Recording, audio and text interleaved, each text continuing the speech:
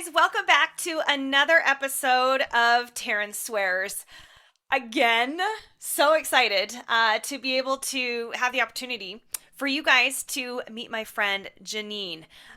You're going to hear a lot about Janine here in a hot second, but just to give you a little bit of background on how Janine and I met, because I only bring people on to the show that have either influenced me in some way by any means of group coaching or just a friendship, or I follow them on Instagram or what have you. So Janine and I had the opportunity to meet through a coaching program, the Lion's Den, and we just clicked. We met actually in person in Utah, a couple months ago now, and just, when you just vibe with somebody like right out of the gates, it just makes sense.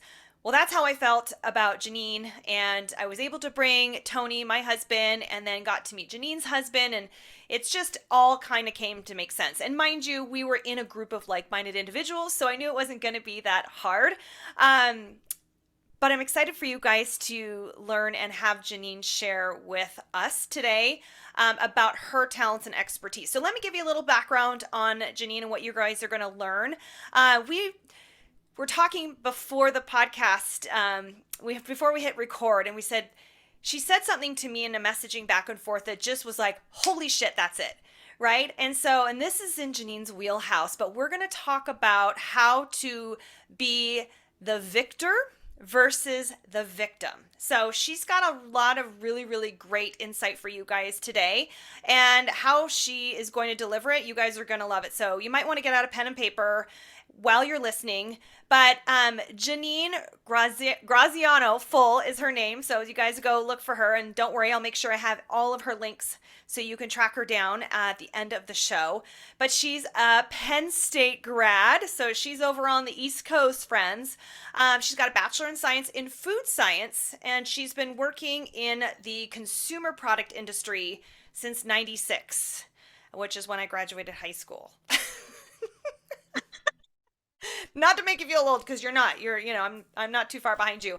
But the cool thing, she's got so much experience. 26 years experience in corporate America, 14 years inside as a professional, and then the remaining she's outside of that world and helping support people in that corporate sector as a chief possibility officer of Live Full Coaching, which is her business. So she's a mom, you guys, so she gets it. She's got 3 kids, ages 14, 12, and 9, so she's busy.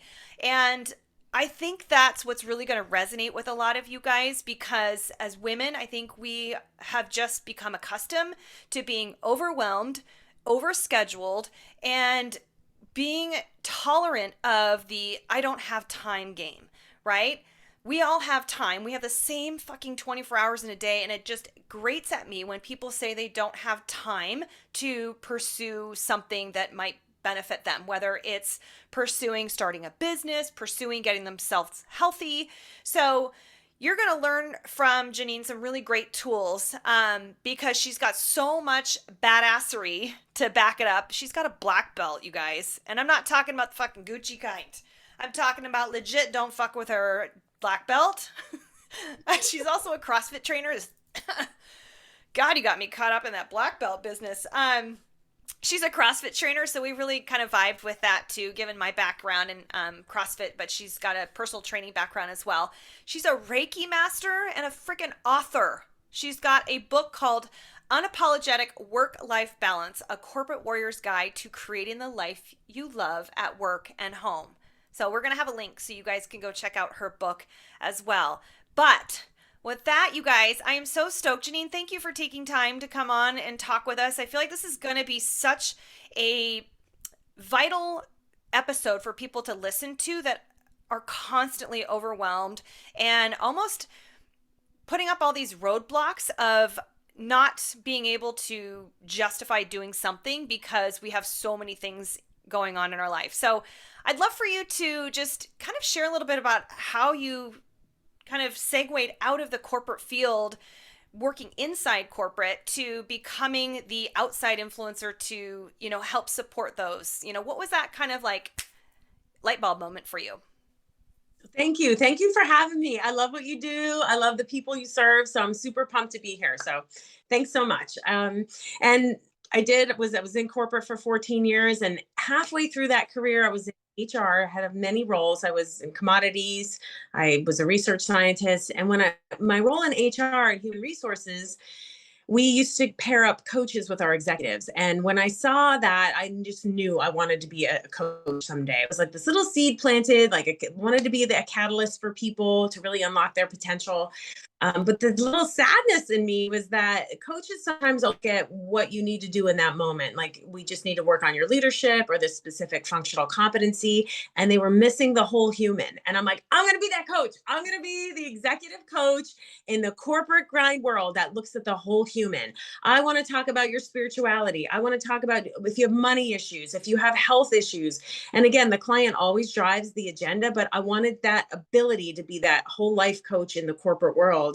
And, it took me many years to unpack, like to figure out what I wanted to do until I hired my own coach and then had the courage to leave my corporate job to start my own business, which was 12 years ago. But that's what happened for me, just seeing the potential of coaching and wanting to be that catalyst for people and then doing that unapologetically, like exactly the way I wanted to do it. Well, I feel like that's such, like I said, I feel like this is such a vital part for that women don't understand, especially those that have left corporate America however long ago to maybe become a stay-at-home mom, to serve their family, to raise their children, right? Because that's what whether it was a family dynamic that needed to be done, whatever. But I feel like there comes a void maybe in, okay, well, I'm not working anymore, or flip side of it is you are working, right? And so you're wearing all these hats and trying to manage and juggle it all. And I think that's probably a lot of what your book's about too, in creating the life that you love with that work and at home. But, let's talk to, I feel like we can talk to two women, two categories of women. So let's see if we can kind of speak to both of them, and how you want to approach that. I'll let you, because you're the expert. But, you know, women come out and having some challenges in trying to figure out, okay, well, what do I do now that my kids are grown, but I still have them going to activities? I still need to pick them up from school. Like, their life is very much committed to chauffeuring their kids around. Like, what does that like look like for a typical client that you might work with? Mhm. Well, it is true that I coach primarily corporate warriors, I call them, because they're, grinding in their life. But these lessons transcend whether you are a stay-at-home mom, whether you are a work from home mom, whether you're in corporate, whether you're working part-time or full-time. It's still about powerful choice. Always. That's why when you go back to like the victor versus the victim mentality, I really want people to feel that they are the boss of themselves. Whether you're the boss of you in a corporate environment and you still have four people above the chain, or whether you feel like, hey, I'm a stay-at-home mom, I don't have a job, but you're still the boss of your time. It's still the boss of your own heart and your intentions and your values. And so when it comes to being busy, right, we got addicted to busy, and sometimes we feel like we're in the back seat, right? Where someone else is driving us around, not actually, but like I'm not in charge of my own calendar.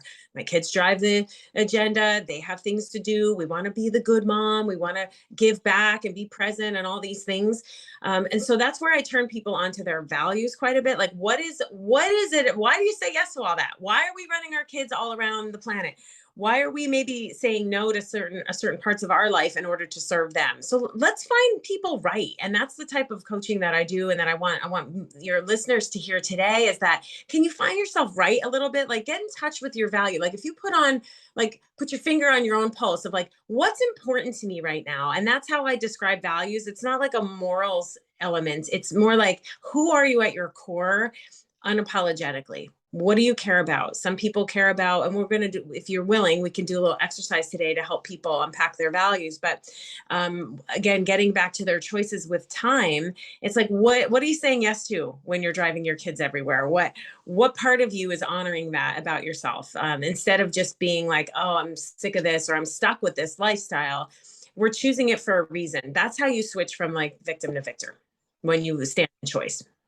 That's brilliant. And I have a visual on something that you shared with me. So those of you that are watching on YouTube, you guys will be able to get this, and even our listeners will have a link for it in the show notes. But when talking, I want to go into this exercise that we talked about too, and that you just referenced. But if you were to give somebody a visual, you have this live full coaching wheel. So can you talk about what is on that wheel, just so people that are jotting things down, that maybe you can highlight a few things that they could, start to evaluate in understanding what their values are.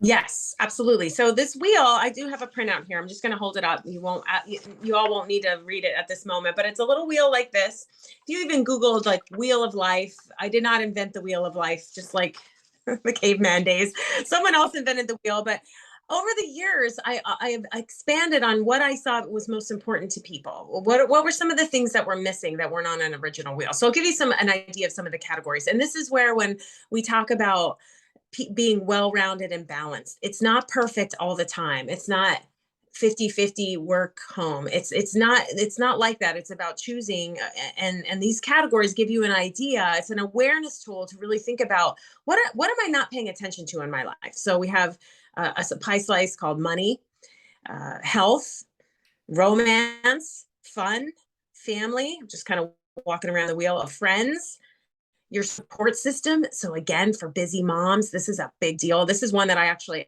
added to the bill because we don't realize, like, we're the support system. We're the support system for everybody. Mm-hmm. Who is our support system? Paid, it could be bartered, it could look like all these things, but this is an important category to take inventory for your own balance. Like, who is supporting you? Then we go to personal development, physical environment, and this is where you physically spend your space. Do you have a car that constantly breaks down? Are you in a home that needs repair? Do you not like being near the ocean, so you're in the wrong state? There's all kinds of things that impact a physical environment. I just felt the need to explain that one a little bit more because some people aren't as familiar with that. Self-care is its actual own pie slice. And then I have higher power and higher self. This was one that I added because whether you're a religious person, spiritual person or not, there's still this element of your higher self or your higher power, kind of like your inner GPS. And when we tap into that guidance, it's like our best co-pilot. So I thought that was a very good call out to have that on here. And then career. And so this is what's funny, right? I just went over these 12 categories on this wheel, right? Career is one thing, just one. One out of how many? 1, 2, 3, 4, 5, 6, 7, 8, 9, 10, 11. Yeah. Oh, well, there's 12. Yeah, I think 12, it's 12. So that's the 12th one, right? Yeah. There's 11 more. And the fact that we spend 40 hours a week, this is for working moms, full-time working moms, 40 hours. Sometimes people are like 40 to make it like 60. Yeah, that'd be a dream. I'd love to work 40 hours. Like part-time. 40 hours is like part-time. But regardless, even if you have a part-time gig, a legit part-time gig, I don't even work full-time. I'm not putting in 40 hours a week. I designed my business on purpose to work less time because I'm multitasking hats. And then, like, my career is just one slice. So when you can approach your life in more of a holistic way, and how am I honoring my higher self or my higher power when I'm doing these things? How am I making time for fun or romance? And this is a very funny exercise, though, because some people, they're not like super happy when they first do it. They're like, wow, thank you for holding up the mirror on now all the other things that I'm supposed to focus on that I didn't think about. And of course, when we do these types of, it's just awareness, it's just data. It's to help you get turned on and walk around wide awake about what your soul is calling for, or what longings you might have, what kind of desires that you're not tapping into. And then action is a whole other step. But at least we want to start being aware. Does that help? Do you want to talk about this? Yeah, Does that give you a good... It's a great visual, and I think, go Google it if you don't have it. It's something that I've actually used with a lot of my private clients as well, because I do work with a lot of corporate executives because they don't have time to go through and learn and educate themselves, at their free will. They're paying me to, educate them on our calls. And a lot of times it is primarily they come to me because it's a nutrition component, right? They want to lose weight. But we dive in and talk primarily, like a lot of our phone calls talk about their careers and everything else that you just referenced, those other 11 things of that pie slice that is maybe being dishonored or disregarded completely, or a little too much, or feeling like an inauthentic um, pull to one of them over the other. So they lack the balance of all of them, which, someone's going, well, Jesus, you expect me to balance all 12 of those? That sounds like, that gives me anxiety. I mean, it gives me anxiety to think about it as well.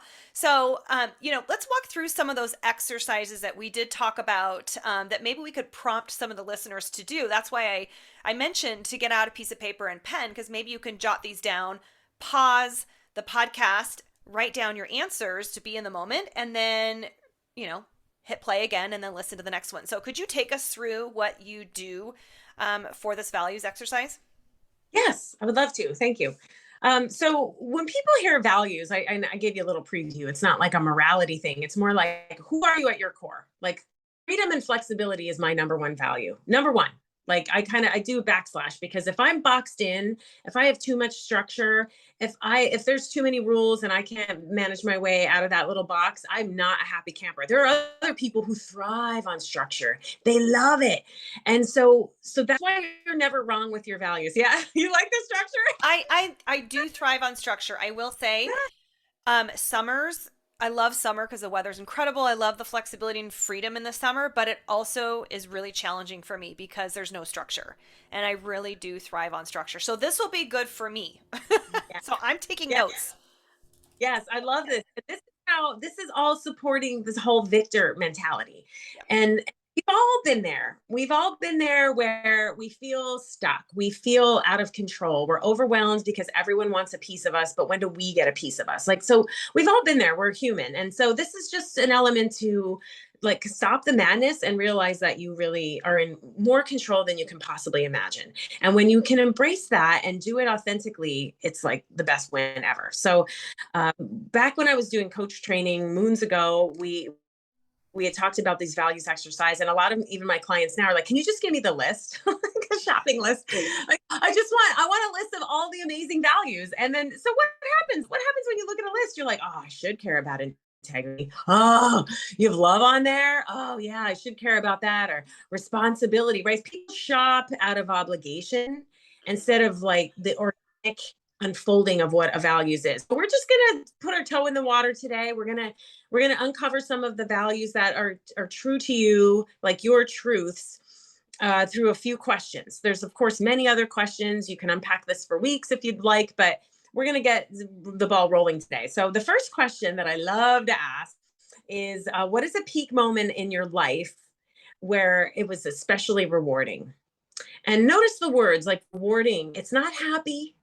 Okay, I've been through some really difficult things in my life, and when I was present there, it was a rewarding experience for me, not happy. Okay, so that's why I want you to focus on like the fulfillment, the reward, the heartfelt piece, right? So you may think of some things right away. You may think, oh, birth of a child, advanced degree, maybe a personal best in a race, a certain milestone, whatever that is for you. It's your own story. You don't have to filter this at all. Obviously, it's even better. It's a remote world. When I do this in person, some people like hide their answer because they're like, oh, I want everybody to see my stuff. You do this unfiltered. Go ahead. Were you going to say something? No, I was agreeing with you because I Yeah. immediately, go to when you said like the birth of a child. And I feel like that might be an initial obligation, right? For parents, for moms to go, well, it should be, which many it might actually be, authentically be the birth of your children. And, that's a very rewarding. It was hard as shit, especially my third one. Jesus. Um, but I love that it should be unfiltered. Like just sit with it for a second, right? Or if you have an initial gut response, and that's really when I like to challenge clients is, hey, you know what? The first thing that comes to mind, write it down. Not what you think it should be, right? Nobody cares because nobody's reading this. This is for you to be able to identify, and self-assess where you need to spend your energy on better fulfillment. So carry on. Yes. Yes. So I like that. So here's just to add to that. When you put your first thing down, it's also good to look back and say, well, was that the obligation? I think maybe the first initial reaction is the unfiltered one, but sometimes it's programming. Sometimes it's like, well, I should, like you said, I should care about the birth of my kids. Maybe not all three were amazing, from the experience standpoint. Maybe only the first one, because it's when I was first a mom. Like, who, Doesn't matter. It's your truth. And so just a few questions that go with that one, like that peak moment in life, that was really rewarding was like, who was there? What was going on? Like you could just write a little bit more about it. Was it about the people there? What was the value honored in the moment? So let's just chat about it for a hot second. When I first did this exercise, I wrote like the value. One of the peak moments was, birth of my first child. I was pregnant with my second when I first filled this out. And another woman in my group said to me, she goes, yeah, mine was birth too. And it was also family. So we both had birth. We both had family. Then we talk about what family meant. This is where you want to take your pen and like, be a little bit more introspective about what does the value of family mean to you? And because what it meant to me and what it meant to this woman was totally different. So family for me meant intimacy. So it's what we call a values chain. You can write value and then you're like, the value is family, but family meant intimacy, meaning it's me and my husband, my doula. That was it. Okay. My doula was in the room. For her, family meant the more the merrier. She had in-laws in there. She had cousins in there. It was like a buffet of family. Like that would cause such incredible anxiety for me to have like a circus show, right? Oh my I was God, I'm like, like sweating oh, thinking about that. Oh, totally. neither one of us, right? Isn't this funny? Same Yes. example, same Yep. underpinning of the word family was completely different. And that's okay. Yeah. So that's the game. It's totally fine. So just expanding a little bit more, just for your own, and also clarifying when you're giving, when you're having difficult conversations, or you're having an assertiveness moment, or you're trying to communicate with somebody. If you're just like, well, family's important, and they're like, yeah, me too. But what's beyond it? What's beyond that? So that always helps. It always serves to be even more clear what the value means to you. Okay, so that's question number one. You're going at a high point in your life, a rewarding point. Any questions about that one, Darren, before we move to the next one?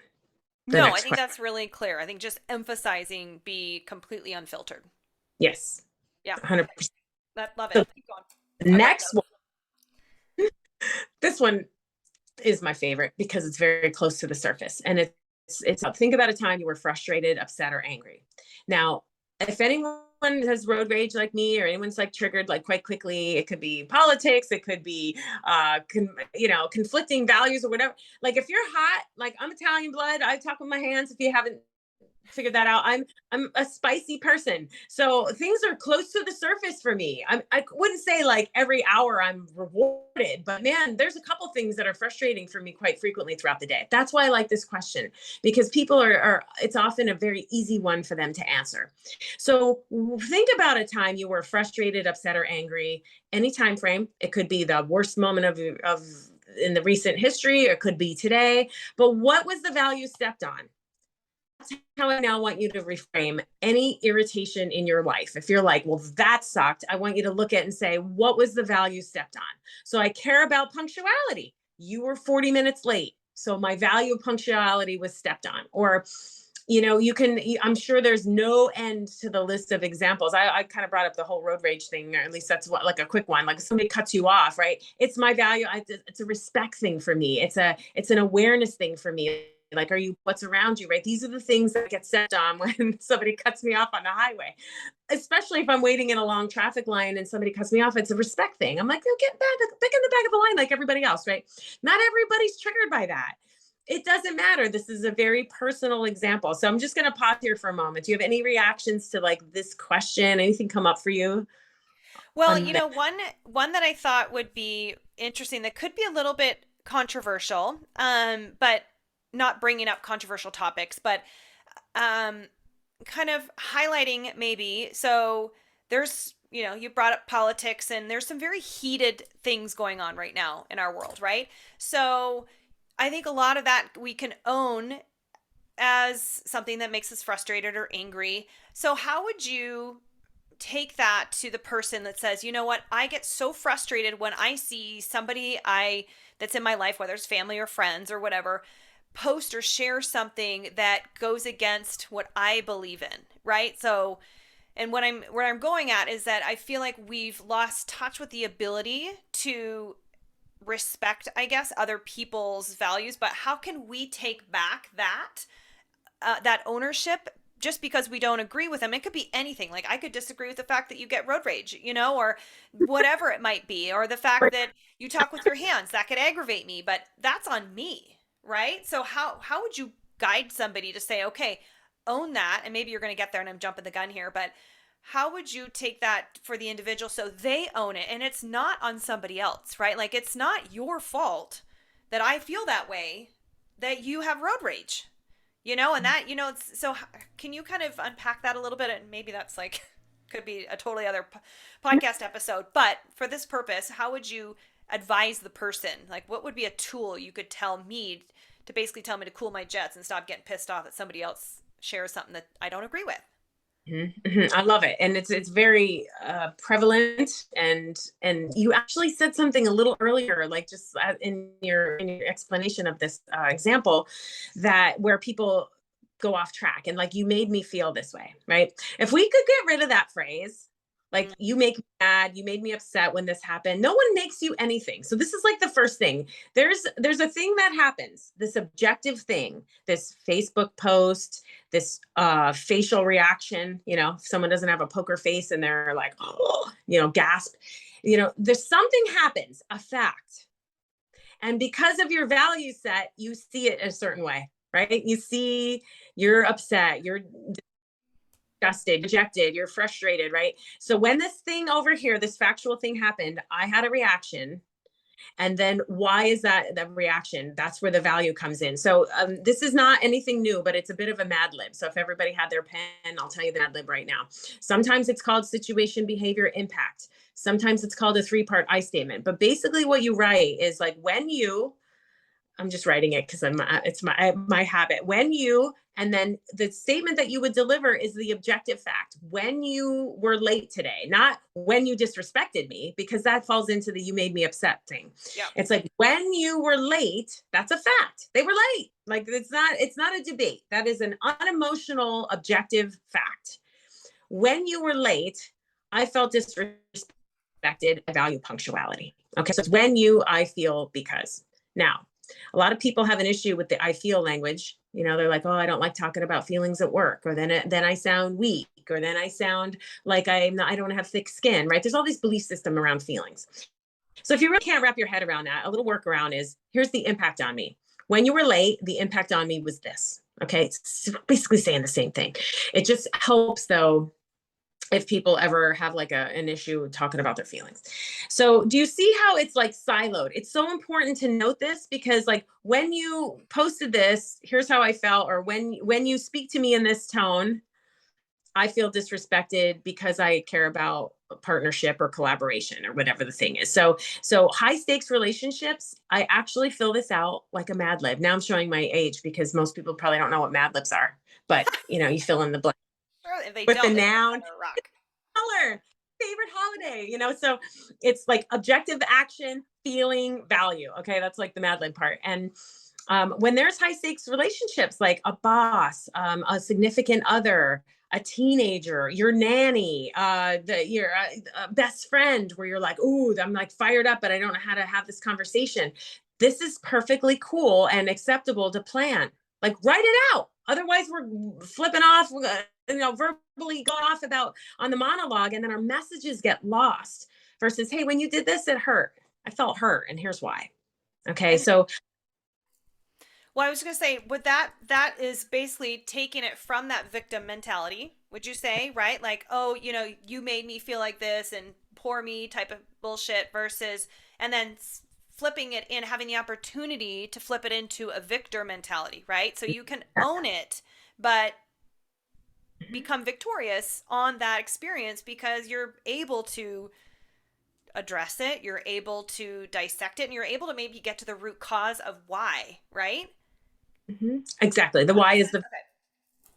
yeah. And that, just saying that doesn't make magical fairy dust come from the sky that everyone's going to be different. But if we don't say it, then we're in pretend and resent land. And that is such a victim place to be. So I'd rather address it. And then you can ask for a behavior change. So that one little Mad Lib is just like information. They could be like, thanks for sharing. And it could die a death right there.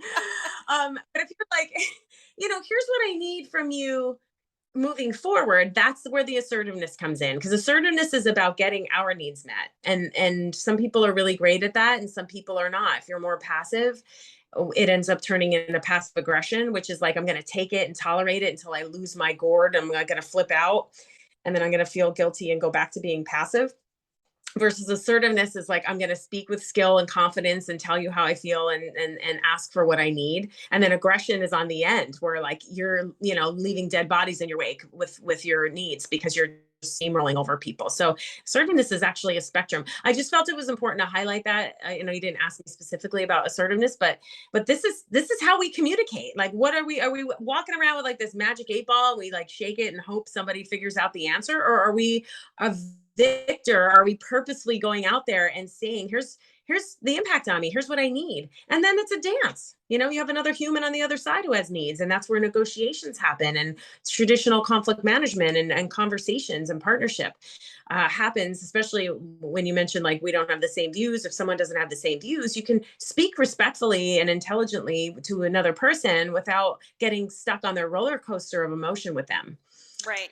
But emotion, would you agree, like regardless of the relationship that's on the other side, whether it's a professional relationship, both sides are going to have some emotion attached to it, right? Because we're going to feel the emotion behind the act that happened, right? And the person that put forth the act is going to have an emotion of either, feeling remorse or, guilty or mad because screw you that you didn't like it or whatever, right? So there is an element of emotion that comes in, which is inevitable and hard to avoid, but these are just really great ways to expose it, right?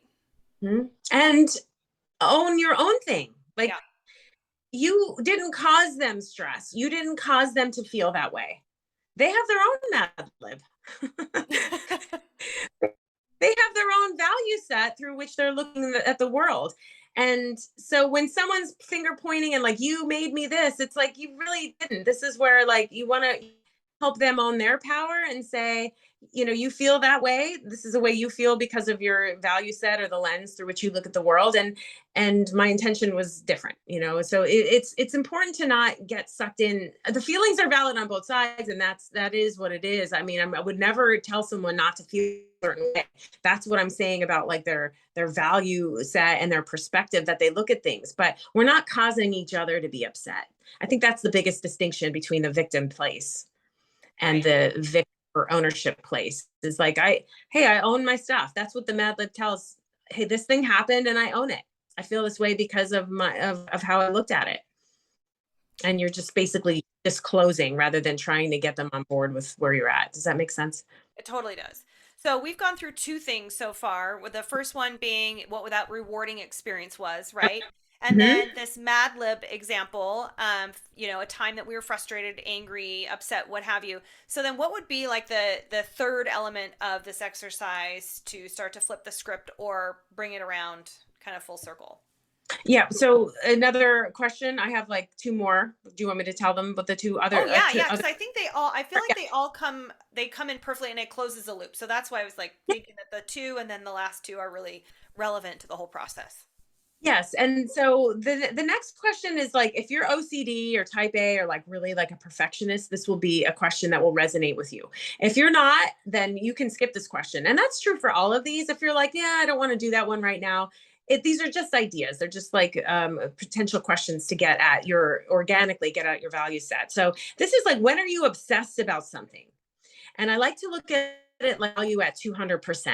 So let's use exercise as an example. Okay. If you're like, I'm like, I don't feel like a human unless I work out for like 3 hours every day. Well, like maybe the 3 hour thing is a little obsessive. A little bit. 15-minute out, right? But you all know who you are, whether you're obsessed, and I'm sure your client is a very wide range. Maybe they're obsessed with different elements, whether it's, I want to be super healthy blood work numbers, or I have to hit a certain scale because of a number on the scale, or a pant size of my high school jeans that have been wrapped up in my closet forever, or I have to, watch the language, the have to's, the obligation, the like obsession language. So the way I don't like to find people wrong with this. I like them to use it to their advantage to say, I'm going to still care about my nutrition.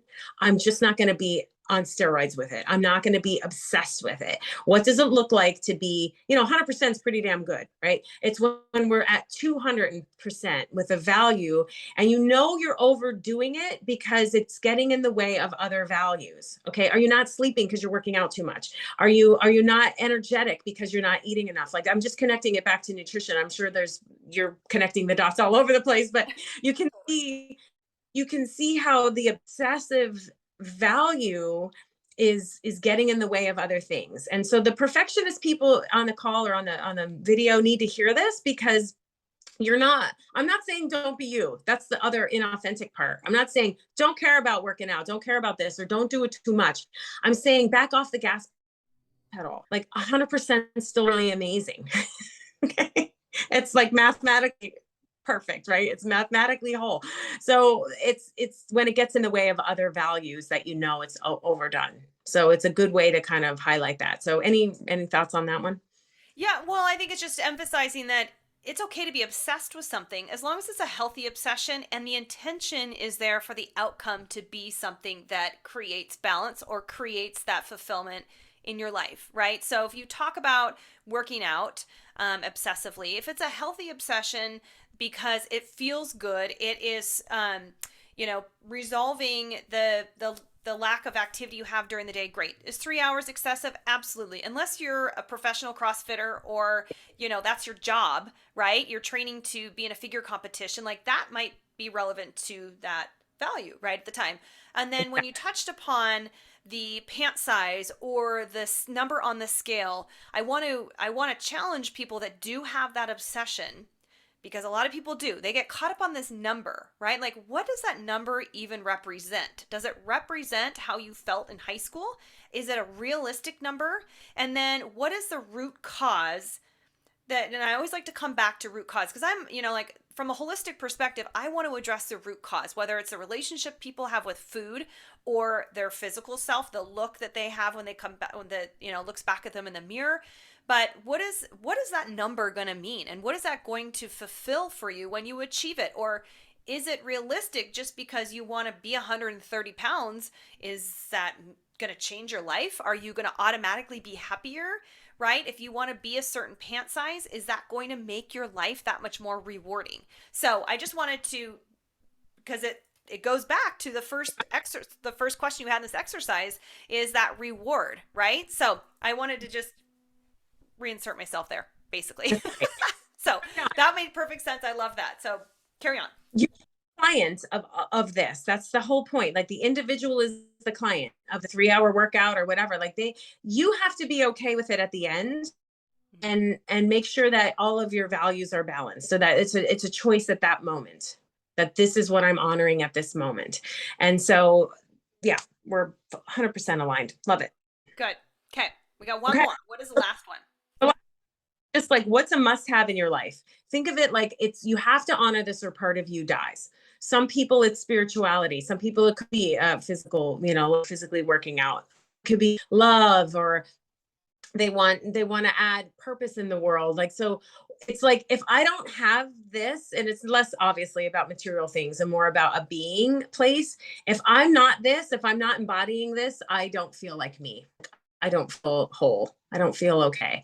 And that's another way to just get out of value of what's really important to you. So for any of these questions, like any of these things that we're going through, the goal would be, pick a question that's easy first, right? We want to tap into the low-hanging fruit of what makes you tick unapologetically. And how it's a value for sure is that it like rings like a tuning fork. You shouldn't be like, yeah, I kind of care about honesty, or we're not like hunting here. It's like, is it you or is it not you? It should feel like the 2x4 to the forehead. Like, you should know right away, and it should really feel like you for any of these. And how what even though there are 4 different questions, you may see the same thing coming up for every question. You might be like, love, love, love, love, or I really care about freedom, or I really care about these things. You may get 4 different values. It's all okay. It's just a starting point to get it's like your compass. So what we started today was a bit of a compass. Like, where are you now with the wheel? Like talking about like, if I were to take fulfillment of different areas of my life, where am I? Where am I healthily dissatisfied? Where do I have strengths? So this isn't always about beating down like the weaknesses. I think that's a huge pitfall that we have.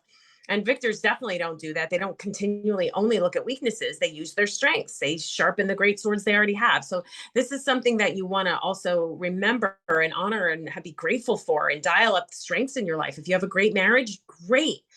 Let's juice that up. You know, if you have a thriving business, let's honor that. If you have good relationships in your life, yes, like let's really pour more fuel on that positive fire, and not just always hammer weaknesses, because I think that's what people get in a really down, like the self-deprecating cycle, when they're only like, I'd be just so great if fill in the blank.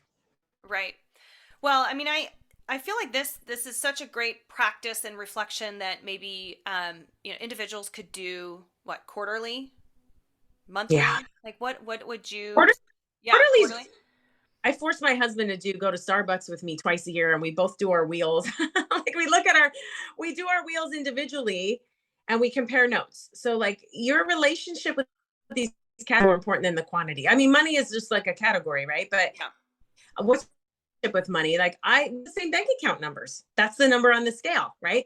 We have there's the same number, but how do you feel about that number on the scale, that number in the bank? Are you I happen to think I live in a place of abundance. Sometimes he's worried and he lives in a more of a fearful place. Same number, different relationship.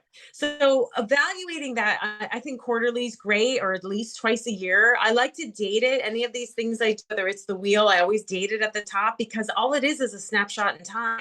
You'll find your values will transcend longer, because they're not changing every quarter, but how you honor them can be different every quarter. Like, wow, I really honored family time through the summer. I prioritized that because the kids were home or whatever, and then once everyone went back to school, maybe I'm not making time for that as much. I'm not honoring that much. So how you value it would change over time, but the value itself will probably transcend. Okay. I love that. And as we wrap things up, I always like to end with some actionable things that people could do when they finish listening to an episode. And so to kind of bring it back to that overwhelmed, overscheduled, busy mom, whether it's because, you work 50, 60 hours a week and you still have to chauffeur your kids around, what are some actions that type of woman could do, or, male for that matter? What could they do to kind of allow themselves to kind of come to terms with those, or reflect on those values on a daily basis, like to get the chaos out of their brain? Because maybe they're listening to all that going, oh my god, that's so much work, right? So what's something super simplistic that anyone can do literally the moment they finish this episode? Give me two things. Okay. Ooh. Okay. Yeah, So just two. one would be like, overwhelm is not in the present at all. It's in the future, or it's something that happens. So, okay, like a 4 square breathing exercise would be a great time to do present. You could do it in a busy car. You can do it with your eyes open or closed. You can do it, wherever you are watching your kid's soccer game. So a 4 square breathing technique is you breathe in for a count of 4, you hold it for a count of 4, you exhale for a count of 4, and you hold it for a count of 4. So literally in 30 seconds, that would be like 16 seconds, 32 seconds. For 2 rounds of that, you will find like you're more present. And what happens when we bust through the chaos and the overwhelm with powerful, like a purposeful breathing, is that it's now. That was genius. And now it's happening right now. And breath awareness gives you a break from the busy brain and allows you to focus on the moment. I love to do it as long as possible. If I can do it for 10 minutes, it's super powerful. If you have 30 seconds, it's still better than nothing. I often start my coaching calls with a 30-second 4 square breathing. And they're like, oh, I can't believe how different I feel after 30 seconds. So that would be one thing.